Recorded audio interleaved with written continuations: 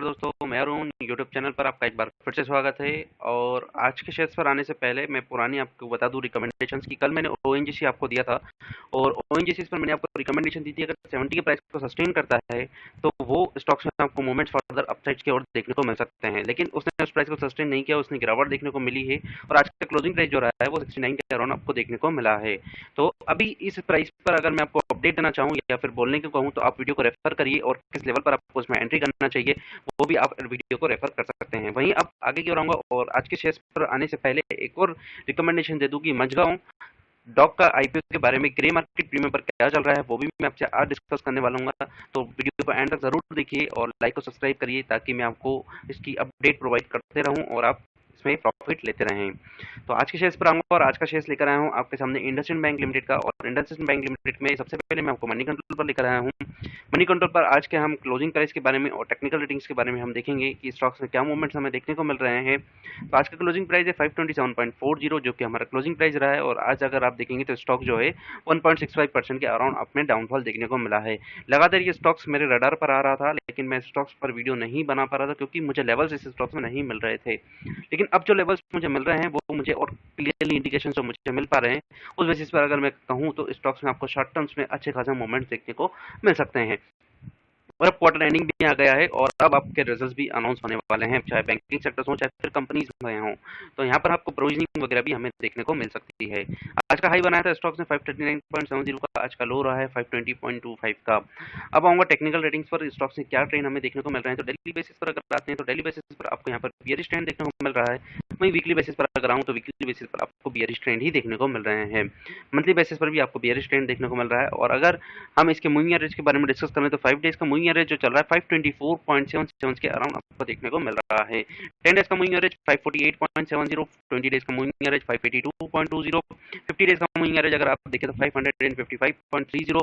इस प्राइस को नोट करके रखिए, मैं आगे की ओर आऊंगा तब इस बारे में एक बार फिर से आपसे डिस्कस करूंगा। 100 डेज का मूविंग एवरेज है 510.90, इस प्राइस को भी एक बार नोट करके रखिए। फर्दर आगे हम इस बारे में एक बार फिर से डिस्कस करेंगे और 200 डेज के बारे में अभी मैं आपसे डिस्कस नहीं करूंगा। अब आऊंगा टिकर स्ट्रेस पर लेकर और टिकर स्ट्रेस पर स्टॉक्स के ओवरव्यूज के बारे में जानेंगे कि 1 वीक 1 मंथ और 1 ईयर्स में स्टॉक्स ने हमें क्या रिटर्न दिए हैं। एक बार फिर से मैं आपको बता दूं कि ये स्टॉक्स आपके लिए शॉर्ट टर्म्स के बेसिस पर है, मंथली बेसिस और ईयरली बेसिस पर मैं आपको यहाँ पर रिकमेंडेशंस प्रोवाइड कर रहा हूँ। इंट्राडे बेसिस पर और कैश बेसिस पर ही मैं स्टॉक्स में आपको रिकमेंडेशंस देता हूँ। किसी भी तरीके से स्टॉक ऑप्शंस पर यहाँ पर रिकमेंडेशंस नहीं दे रहा हूँ। 1 वीक पर देखें तो 1 वीक में स्टॉक्स ने हमें कितना रिटर्न दिया है। तो 1 वीक में स्टॉक्स ने हमें 1.48 का नेगेटिव रिटर्न से हमें यहाँ पर प्रोवाइड किया है। 1 मंथ के बारे में डिस्कस करें तो 1 मंथ में स्टॉक ने जो हमें रिटर्न दिए हैं यहाँ पर नेगेटिव रिटर्न दिए हैं 19.49% के आपको नेगेटिव रिटर्न देखने को मिल रहे हैं। 1 ईयर्स के बारे में बात करूँ तो 1 ईयर्स में स्टॉक ने जो हमें रिटर्न प्रोवाइड किए हैं नेगेटिव 61.88%। लेकिन ये इस तो अगर पॉजिटिविटी अगर आप लें तो इसमें एक आपको परफेक्ट पोजीशंस बन रही है बाइंग की, जिसमें आप अपनी पोजीशंस क्लियर कर सकते हैं क्योंकि स्टॉक जो है मोर देन 50% यहाँ पर गिर चुका है और स्टॉक्स में फर्दर आपको अच्छे खासे मूवमेंट देखने को मिल सकते हैं आने वाले एक साल में। मैक्सिमम रिटर्न्स के बारे में बात करें तो स्टॉक्स ने आपको अभी तक मैक्सिमम कितना रिटर्न्स प्रोवाइड किया है तो 1932% का रिटर्न्स प्रोवाइड किया है। लॉन्ग टर्म्स के हिसाब से अगर देखें स्टॉक्स में तो किसी पर्सन ने अगर 2007 से इस स्टॉक्स में अपनी होल्डिंग करके रखी हुई होगी और 2007 से लेकर अगर उसने उस पर्सन ने 2018 के आसपास या फिर 2019 तक भी अगर उसने अपनी पोजीशंस को होल्डिंग करके रखी 2019 या 2020 तक तो भी इसने अपनी पोजीशंस को अच्छी खासा रिटर्न्स प्रोवाइड कर लिया है। तो कहाँ इसका लो था 8.50 का, अगर कहाँ हाई देखें तो 2038 रुपीज का आपको देखने को मिल रहा है। करंट प्राइस के बारे में डिस्कस करूँ तो करंट प्राइस जब इंट्रिंसिक वैल्यू से कम चल रहा है इसलिए अपनी पोजीशंस क्रिएट कर सकते हैं। लेकिन क्या लेवल होंगे पोजीशंस के क्रिएट करने के वो जब मैं ऑप्शन चेन पर आऊंगा तब आपसे डिस्कस करूंगा। और एफडी के बारे में बात करूँ तो एफडी तो आपको अच्छे खासे रिटर्न्स यहाँ पर देखने को मिलेंगे ही मिलेंगे। और अगर जब मैं आपसे डिविडेंड के बारे में बात करूंगा तो डिविडेंड में भी स्टॉक्स में डिविडेंड भी अच्छा खासा आपको देखने को मिलेगा। एंट्री पॉइंट ऑफ व्यू से आपसे डिस्कस कर लूँ कि एंट्री पॉइंट ऑफ व्यू से स्टॉक्स अभी ओवरबॉट पोजीशंस पर नहीं है तो स्टॉक्स में आप पोजीशंस क्रिएट कर सकते हैं। लगातार दोनों चीज़ों से मैंने आपको यहाँ पर कहा है कि इंट्रिंसिक वैल्यू के बेसिस पर अगर आपसे बताऊँ या फिर एंट्री पॉइंट ऑफ व्यू से बताऊँ, दोनों टाइप से आपको यहाँ पर जो है इन बाई रेटिंग्स यहाँ पर देखने को मिल रही है। मार्केट कैपिटलाइजेशन के बारे में बात करूं तो इंडसइंड बैंक का मार्केट कैपिटलाइजेशन है यहाँ पर 40,564 करोड़ का और स्टॉक्स की जो रैंक अगर आप देखते हैं तो 75th रैंक देखने को मिलती है। और बैंक निफ्टीज में या फिर निफ्टीज में इस स्टॉक्स का वॉलिटिलिटी कितना रहता है तो 2.82x as volatile as Nifty, मतलब ये निफ्टी को भी गिराने में अच्छा खासा दम रखता है और बैंक निफ्टीज को भी गिराने में इसमें अच्छी खासी पावर रखती है। आगे की ओर आएंगे स्टॉक्स और एनालिस्ट के बारे में देखेंगे कि यहाँ पर कितना एनालिस्ट की रिपोर्ट्स हमारे पास अवेलेबल है और उसमें कितने परसेंटेज जो है इस स्टॉक्स को हमें बाय रेटिंग्स रिकमेंडेशंस प्रोवाइड कर रहे हैं। स्टॉक्स में आएंगे और स्टॉक्स में हम देखेंगे तो टिकर स्ट्रेस पर यहाँ पर 49 एनालिस्ट की रिपोर्ट्स हमारे पास अवेलेबल है और 49 में से अभी भी 63% का ये मानना है कि आप स्टॉक्स में अपनी पोजीशंस क्रिएट कर सकते हैं। लगातार 3 पॉइंट्स मैंने आपको यहाँ पर बता दिए हैं जिसके थ्रू हम अपनी पोजीशन को क्रिएट कर सकते हैं। अब स्टॉक्स में हम फंडामेंटल बेसिस पर देखेंगे कि फंडामेंटल बेसिस पर स्टॉक्स में हमें क्या पोजीशन देखने को मिल रही है, मार्केट ग्रोथ के बारे में, रेवेन्यू ग्रोथ के बारे में और मार्केट शेयर्स के बारे में हम देखते हैं, कंपनीज के बारे में कि कंपनी ने लास्ट 5 ईयर्स में क्या परफॉर्मेंस दिया है और इंडस्ट्रीज ने क्या परफॉर्मेंस दिया है। तो रेवेन्यू के बारे में बात करूँ तो रेवेन्यू जो वो ग्रोथ हुआ है 23.9% से और इंडस्ट्रीज का अगर आप एवरेज देखते हैं तो 16% के अराउंड यहाँ पर आपको एवरेज देखने को मिल रहा है। तो ऑलमोस्ट यहाँ पर हमने जो हमारा ग्रोन किया है एवरेज जो है 8% के अराउंड हमने अपना रेवेन्यू जो है वो ग्रोथ किया है। वहीं मार्केट शेयर के बारे में डिस्कस करें तो ऑलरेडी अगर रेवेन्यू में हमें ग्रोथ देखने को मिली तो मार्केट शेयर भी हमारा इंक्रीमेंट जरूर हुआ होगा और अगर मार्केट शेयर हमारा इंक्रीमेंट हुआ है तो हमें ये भी अनुमान लगा लेना चाहिए कि हमारा जो है नेट इनकम भी यहाँ पर इंक्रीमेंट देखने को मिला होगा। तो मार्केट शेयर के बारे में बात करूँ तो over the last 5 years market share जो है वो 4.25% से 5.88% के अराउंड हमारा हो गया है। तो ऑलमोस्ट 3% के अराउंड यहाँ पर हमने अपने मार्केट शेयर को इंक्रीज किया है और गेन अप किया है। यह हमारे लिए पॉजिटिविटीज है। चौथा पॉइंट जो कि मैं आपसे यहाँ पर डिस्कस कर रहा हूँ कि जहाँ पे हमारा मार्केट शेयर इंक्रीज हुआ है तो मार्केट शेयर अगर हमारे लिए इंक्रीज होता है तो ये हमारे लिए पॉजिटिविटी देखने को मिलती है। नेट इनकम के बारे में डिस्कस कर लूँ तो नेट इनकम जो है वो ग्रोन हुआ है ईयरली रेट से 19.97% से और अगर इंडस्ट्रीज का अगर आज एवरेज देखते हैं तो 1.75% का आपको नेगेटिव रिटर्न देखने को मिल रहा है। तो अगर इंडस्ट्री से कंपेयर करें तो इंडस्ट्रीज में तो आपको 1.75 का नेगेटिव रिटर्न ही देखने को मिल रहा है और वहीं हमारा देखें तो हमारा पॉजिटिव रिटर्न है 19.97 ऑलमोस्ट 20% के अराउंड जो है और इंडस्ट्री से कंपेयर करें तो हम 22% से ज़्यादा बेटर परफॉर्मेंस कर रहे हैं रेवेन्यूज के बारे में। अब आते हैं करंट रेशियोज और डेब्ट इक्विटी रेशियोज के बारे में डिस्कस कर लें कि कंपनी के डेब्ट इक्विटी रेशियोज और करंट रेशियोज क्या चल रहे हैं वो भी मैं आपसे यहाँ पर डिस्कस करूंगा। तो यहाँ पर करंट रेशियोज के बारे में डिस्कस करूँ तो कंपनी का करंट रेशियो जो है वो लोअर है एज कम्पेयर टू इंडस्ट्री से। करंट रेशियो जो चल रहा है वो 9.94% के अराउंड आपको देखने को मिल रहा है और अगर इंडस्ट्रीज का आप एवरेज देखते हैं तो 11.12% के अराउंड यहाँ पर आपको देखने को मिल रहा है। यहाँ पर एक पहला नेगेटिव पॉइंट आपको देखने को आया है कि यहाँ पर आपका करंट रेशियो जो है वो नेगेटिव है। करंट रेशियो का मतलब है current assets divide by current liabilities. अगर आपकी करंट लायबिलिटीज ज्यादा है तो आपका करंट रेशियो कम आएगा और करंट असेट्स आपकी कम है।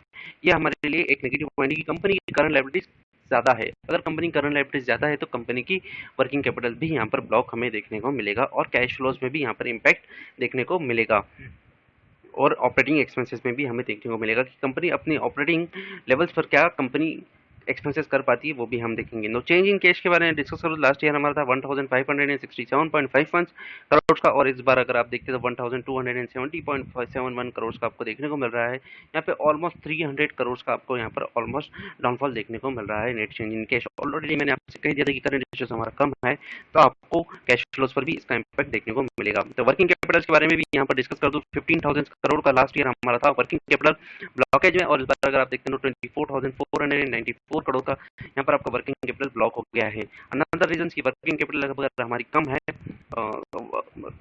करंट रेशियोज अगर हमारा नेगेटिव है तो यहाँ पर आपको वर्किंग कैपिटल भी ब्लॉक देखने को मिलेगी क्योंकि मैंने आपसे इंडिकेशंस ऑलरेडी दे दिए थे। फ्री कैश फ्लोज के बारे में डिस्कस करूँ तो कंपनी के पास इनफ कैश फ्लोज नहीं है कि कंपनी ऑपरेट कर पाए लेकिन ऑपरेटिंग लेवल्स पर कंपनी का नेट इनकम अच्छा खासा है तो कंपनी वहां से अपने रेवेन्यू को जनरेट कर सकती है और मार्केट शेयर भी कंपनी के पास अच्छा खासा है। तो लास्ट ईयर के बारे में बात करूँ तो कैश फ्लो जो है 7,032 करोड़ का आपको देखने को मिला है और सर अगर आप देखते तो नेगेटिव 13,327 का हमारा फ्री कैश फ्लो जो रखा हुआ है जो कि ब्लॉकेज में आपका पड़ा हुआ है। ऑलमोस्ट 6,000 के अराउंड हमें यहाँ पर नेगेटिविटी देखने को मिली है। अब आएंगे होल्डिंग्स की बनाएंगे लास्ट 3 मंथ्स और 6 मंथ्स में प्रमोटर्स ने म्यूचुअल फंड्स ने और एफआईएस ने अपनी होल्डिंग्स को क्या करके रखा हुआ है। तो म्यूचुअल फंड्स एफआईएस के बारे में बात करें तो तीनों ने अपनी म्यूचुअल फंड्स हो चाहे प्रमोटर्स हो चाहे एफआईएस हो लास्ट 3 मंथ्स हो चाहे लास्ट 6 मंथ हो तीनों ने अपनी होल्डिंग को जो है वो कांस्टेंट करके रखा हुआ है। आगे क्यों आएंगे स्टॉक्स में वैल्यूएशंस के बारे में देखेंगे और उसके वॉलेटिलिटीज के बारे में डिस्कस करेंगे और उसके बाद डिविडेंड के बारे में देखेंगे और एट लास्ट हम फिर एनएससी की वेबसाइट पर आएंगे। लेकिन एनएससी की वेबसाइट पर आने से पहले मैं आपसे मझगांव डॉक्स का आईपीओ के बारे में भी डिस्कस करूंगा। एक बार फिर से कहता हूं मझगांव के आईपीओ के बारे में डिस्कस करूंगा तो वीडियो का एंड तक जरूर देखिए। वैल्यूएशन के बारे में डिस्कस कर दूं कंपनी का वैल्यूएशन चल रहा है इंडसइंड बैंक का 7.66 के अराउंड और पीवी रेशियो देखते हैं तो 1.05 के अराउंड आपको देखने को मिल रहा है। एज कम्पेयर टू अगर अदर इंडस्ट्रीज अगर आप देखते हैं तो पी रेशियो 21.62 के अराउंड आपको देखने को मिल रहा है और PV ratio 3.34%। Kotak Mahindra bank 28.20, PB ratio 3.61 के अराउंड आपको देखने को मिल रहा है। आईसीआईसीआई बैंक 23.95 और पीबी रेशो 1.76 के अराउंड। तो एज कम्पेयर टू अगर इंडस्ट्रीज के अदर स्टॉक्स के बारे में आपसे डिस्कस करूं तो इंडस्ट्रियल बैंक आपको एक चीपेस्ट लेवल पर आपको देखने को मिल रहा है और बुक वैल्यू और करंट प्राइस दोनों ऑलमोस्ट बराबर ही चल रही हैं। ये हमारे लिए एक न्यूट्रल पॉइंट है, क्योंकि हमारे बुक वैल्यू पर आप चाहें तो बुक वैल्यू पर उस प्राइस को देख सकते हैं और मार्केट प्राइस देखें तो मार्केट प्राइस भी आपको बुक वैल्यू पर ही देखने को मिल रही है। अब स्टॉक्स में वॉलेटिलिटीज के बारे में डिस्कस करूं और as compared to other industries के बारे में, तो IndusInd bank limited highly volatile stocks है। ऑलमोस्ट 92.48% के कारण आपको यहाँ पर वॉलेटिलिटी देखने को मिल रही है। और कंपेयर करते हैं अगर अदर स्टॉक से, तो आपको यहाँ पर देखेंगे तो ऑलमोस्ट डबल के आसपास आपको यहाँ पर वॉलेटिलिटी देखने को मिलती है। आगे क्यों रहूंगा और अब डिविडेंड के बारे में डिस्कस करूंगा कि कंपनी ने लास्ट डिविडेंड कब दिया था और क्या संभावना है कि आपका हमें आगे कब डिविडेंड देखने को मिल सकता है। तो मोस्ट ऑफ दी केसेस अभी आरबीआई ने तो अभी मना करके रखा हुआ है कि आपको डिविडेंड जो है अभी नहीं डिस्ट्रीब्यूट किया जाएगा। जैसे ही आरबीआई उस डिसीजन को रीबैक करता है या फिर कॉल बैक करता है, उसके बाद आपको डिविडेंड देखने को मिल सकता है। तो 2019 अगस्त की बारे में बात करूं तो 7.5 रुपये का डिविडेंड दिया था इसने, और 2018 जुलाई की बात करूं तो 7.5 रुपये का डिविडेंड मिला था, और जुलाई 2017 6 रुपीज का डिविडेंड देखने को मिला था। 2016 4.5 रुपीज का आपको डिविडेंड देखने को मिला था। ऑन एवरेज अगर आपको लेकर चलूं तो यहाँ पर आपको 6 रुपीज का डिविडेंड जो है वो आपको देखने को मिल रहा है। तो अगर एज कम्पेयर टू अगर नेशनलाइज्ड बैंक के एफडीज के बारे में कंपेयर करूं तो आपको डिविडेंड ही इतना अच्छा खासा मिल रहा है कि आप उसमें एफडी से ज्यादा रिटर्न्स अर्न कर पा रहे हैं। तो स्टॉक्स में अपनी पोजीशंस आप इजीली क्रिएट कर सकते हैं और डिविडेंड भी अर्न कर सकते हैं। स्टॉक्स के बारे में फर्दर और बता दूं कि आने वाले 1 मंथ या 2 मंथ में अगर जैसे ही आरबीआई से परमिशन मिलता है, आपको इस स्टॉक्स में डिविडेंड देखने को जरूर मिलेगा। ऑलमोस्ट अगस्त के मंथ में, जुलाई से अगस्त के मंथ के आसपास अगर आप देखते हैं ट्रेंड के बेसिस पर, तो कंपनी जो है जुलाई से अगस्त के बीच में अपने डिविडेंड को अनाउंस करती है। जैसे ही आरबीआई अपने डिसीजन को रोल बैक करता है, वैसे ही यहाँ पर आपको डिविडेंड देखने को मिल जाएंगे बैंकिंग स्टॉक्स में। अब लेकर आऊंगा आपको एनएसई की वेबसाइट पर आज के ट्रेडिंग सेशंस के बारे में डिस्कस करेंगे कि टोटल क्वांटिटी कितनी ट्रेडेड हुई थी और यहाँ पर कितने परसेंट ऑफ डिलीवरी यहाँ पर हुआ है। तो क्वांटिटी ट्रेडेड के बारे में बात करूँ तो 1,87,84,991 की क्वांटिटी ट्रेडेड हुई थी, और डिलीवरेबल क्वांटिटीज के बारे में बात करूँ तो 17,39,028 की शेयर्स की यहाँ पर डिलीवरेबल क्वांटिटीज हुई है, और परसेंट ऑफ डिलीवरी अगर आप देखते हैं तो 9.26% ऑफ डिलीवरी आपको देखने को मिल रहा है। इतना ज़्यादा परसेंट ऑफ डिलीवरी नहीं है, लेकिन जितना ज़्यादा परसेंट ऑफ डिलीवरी रहता है उतने ज़्यादा चांसेस है कि प्राइस शुड गो अपसाइड। आगे क्यों रहेंगे स्टॉक्स में, और स्टॉक्स में हम देखेंगे क्या हमें मूवमेंट देखने को मिलेंगे। और मैं ऑप्शन चेन पर आपको लेकर आया हूँ 29 अक्टूबर के ऑप्शन चेन के बारे में डिस्कस करूंगा, लेकिन ऑप्शन चेन पर आने से पहले एक बार फिर से आपको डिस्क्लोजर दे दूं कि मैं किसी भी तरीके से इंट्राडे बेसिस पर आपको लेवल्स नहीं देता हूं, ना ही स्टॉक ऑप्शंस पर ट्रेड करने की सलाह देता हूं। 29 अक्टूबर पर आपको लेकर आया हूँ एट द मनी हमारा रहेगा 520 से लेकर 530 के बीच में, और सबसे पहले हम उसी कॉल ऑप्शन के थ्रू रेजिस्टेंस फाइंड करने की कोशिश करेंगे और पुट ऑप्शन के थ्रू हम सपोर्ट फाइंड करने की कोशिश करेंगे। तो 520 की प्राइस पर आपको लेकर आया हूँ। 520 की प्राइस पर अगर आप देखते हैं तो कॉल ऑप्शन पर 5,17,600 का ओपन इंटरेस्ट बना हुआ है। चेंज इन ओपन इंटरेस्ट अगर आप देखते हैं तो 52,800 का आपको देखने को मिल रहा है। और 520 की प्राइस के बाद अब मैं आपसे यहाँ पर लेकर आया हूँ 540 के प्राइस पर, जहाँ पर आपको मैं पहला टारगेट प्रोवाइड करता हूँ कि अगर 520 की प्राइस को सस्टेन कर जाता है स्टॉक्स, तो आपको 540 तक के लेवल्स आपको देखने को मिल सकते हैं, और ये इंटरडे लेवल्स पर आपको प्रोवाइड कर सकता हूँ। लेकिन फिर भी मैं आपसे कहता हूँ कि कैश पोजीशन ही क्रिएट करें। यहाँ पर ओपन इंटरेस्ट अगर आप देखते हैं तो 8,45,600 का ओपन इंटरेस्ट बना हुआ है। चेंज इन ओपन इंटरेस्ट 2,07,200 के आपको देखने को मिल रहे हैं। हाईएस्ट ओपन इंटरेस्ट के बारे में बात करो तो 600 तक लेवल्स आपको मंथ एंड तक आपको देखने को मिल सकते हैं। 11,83,200 के आपको लेवल्स देखने को मिल ओपन इंटरेस्ट बना हुआ। चेंज इन ओपन इंटरेस्ट 1,35,200 का आपको देखने को मिल रहा है। तो सबसे पहला है कि 600 के लेवल्स को अगर सस्टेन कर जाता है और इस मंथ के एंड तक, तो स्टॉक्स में आपको अच्छी खासी तेजी देखने को मिलेगी, और स्टॉक्स फिर आपको इस लेवल पर देखने को नहीं मिलेगा, और स्टॉक्स में इससे ज़्यादा प्रॉफिट भी आपको देखने को नहीं मिलेगा। इससे ज़्यादा आपको और क्या चाहिए कि आप इस स्टॉक्स में 10% से ज़्यादा अगर मंथ एंड तक अगर स्टॉक्स में अर्न कर लेते हैं तो आप अपनी पोजीशन को अच्छी खासी क्रिएट कर सकते हैं। सब्जेक्ट टू रिजल्ट अनाउंस, एक क्लॉज डाल देता हूँ कि सब्जेक्ट टू रिजल्ट अनाउंस, अगर रिजल्ट अच्छे आते हैं तो कंपनी में आपको और तेजी देखने को मिल सकती है, और अगर रिजल्ट अच्छे नहीं आते तो कंपनी में आपको गिरावट भी देखने को मिल सकती है। फर्दर अगर 600 के अबव अगर प्राइस अगर सस्टेन कर जाता तो कहाँ तक के आपको लेवल्स देखने को मिलेंगे। तो सबसे पहला रेजिस्टेंस आपको देखने को मिलेगा 620 के प्राइस पर 9 लेकर ओपन इंटरेस्ट बना हुआ। चेंज इन ओपन इंटरेस्ट अगर आप देखते हैं 26,400 के आपको देखने को मिल रहे हैं। लॉन्ग टर्म के हिसाब से अगर आपको प्रोवाइड करूँ तो 3 to 4 मंथ या फिर 6 मंथ के अराउंड अगर आप देखते हैं तो स्टॉक्स में आपको 700 तक के लेवल्स भी देखने को मिल सकते हैं, जहाँ पर ओपन इंटरेस्ट बना हुआ है 5,94,400 का। चेंज इन ओपन इंटरेस्ट अगर आप देखते हैं तो 26,400 के आपको देखने को मिल रहे हैं। वहीं अगर आप पुट ऑप्शन और पुट ऑप्शन और सपोर्ट फाइंड करने की कोशिश करेंगे देखेंगे तो सबसे पहले आपको 540 के लेवल्स पर आपको लेकर आऊंगा और 540 के लेवल्स पर अगर आप देखते तो ओपन इंटरेस्ट बना हुआ है 4,53,600 का और चेंज इन ओपन इंटरेस्ट आप देखेंगे तो 58,400 का आपको देखने को मिल रहा है। यहाँ पर आपको एक पहला सपोर्ट आपको देखने को मिल रहा है। स्टॉक्स अगर यहाँ पर आ जाता है तो स्टॉक्स आपको सपोर्ट मिलेगा और आपको फर्दर और अपसाइड तेजी के संकेत आपको देखने को मिलेंगे। लेकिन अगर 520 के प्राइस पर अगर आपको लेकर आऊँ तो नॉमिनल आपको सपोर्ट देखने को मिलेगा 3,12,800 का और चेंज इन ओपन इंटरेस्ट अगर आप देखते हैं तो 26,400 के आपको देखने को मिल रहे हैं। वहीं नीचे की ओर आते हैं और 500 के लेवल्स पर आपको लेकर आऊँ तो 5,41,600 का ओपन इंटरेस्ट बना हुआ है और चेंज इन ओपन इंटरेस्ट 31,200 के बने हुए हैं।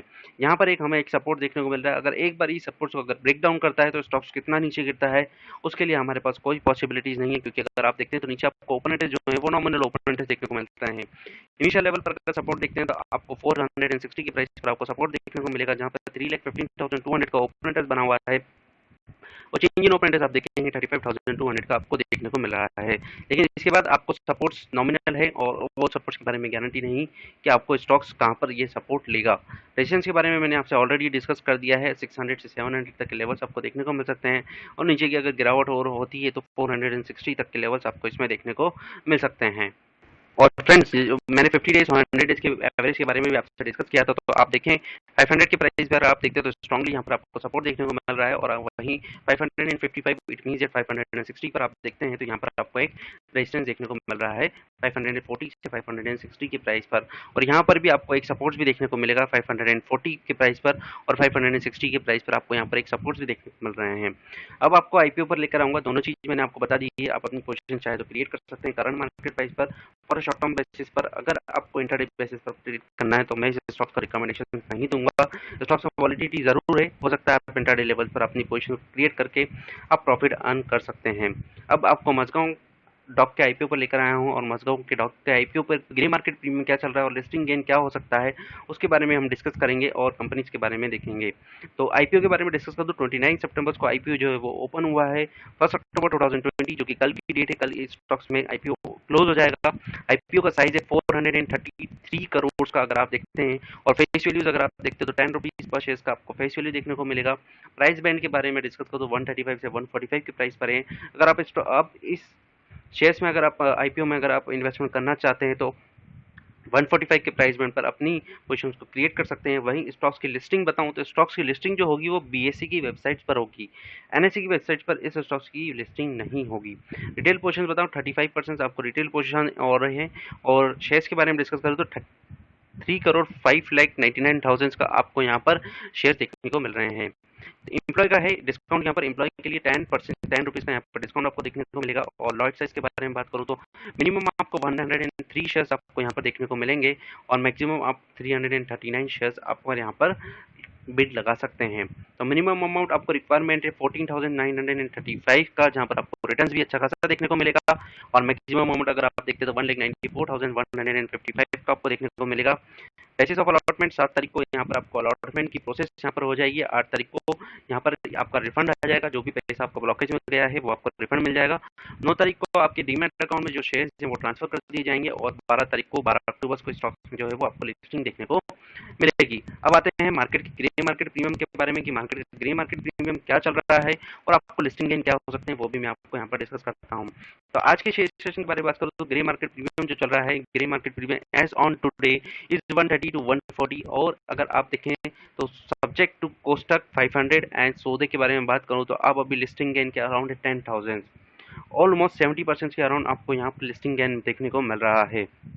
श्योरिटी नहीं, गारंटी नहीं किसी भी तरीके से कि आपको 10,000 का यहाँ पर लिस्टिंग गेन होगा ही होगा, क्योंकि जैसे जैसे ये आगे की ओर डेट बढ़ती जाएगी आपका प्रीमियम हो सकता है गिरता भी जाए और हो सकता है बढ़ता भी जाए, सब्जेक्ट टू आईपीओ के सब्सक्रिप्शन बेसिस पर अगर हम देखते हैं। तो फ्रेंड्स वीडियो अच्छा लगे तो लाइक और सब्सक्राइब जरूर करिए। Stay same, stay hope, have a great day, thank you.